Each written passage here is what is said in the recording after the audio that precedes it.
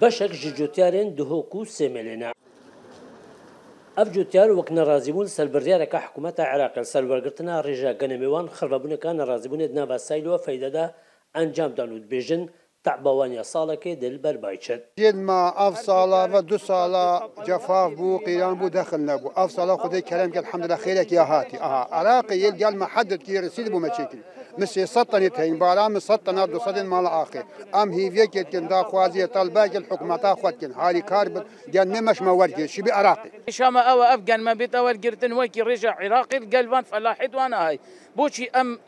جوازن ديوان هبت يعني افغان ما هربت اول قرتن جي تجار بيتا كرين بيركت بريكا يعني رصيدي بريكا استلام ساليو ميسل بت يا غير ميسل بت يعني كيشاما هر أبا يا أم هي دارن كو علاجك بما بتأكلن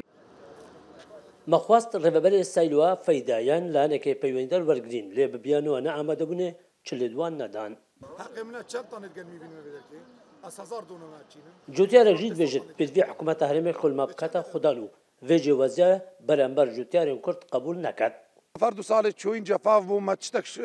وان تشتان زانیم نتادین سایلو گنم نتاد باران نتاد اف سال باران هاتن انتاج گنمی غلا دونم خلطانه ده خلطانونی وکاده انتاج گنمی اتوماتیکیان زیده بو اول ودری انت رصیدی نخواره دونم 115 کیلو ادعای ما انتاج 115 کیلو کدری و حطانک کدرکی وانا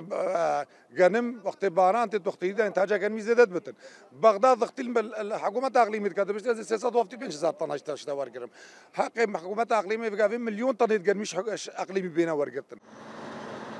الجورجوتنا فان جوتيالان اگر رجا 29 صادب تلج جنميوان بيت ورقرتن وصادب هزاران طن جنميوان من تل عردي كوستيان وان يا صالكو او جيد ببلاش شيرو قدر كرساد نيوز فايدة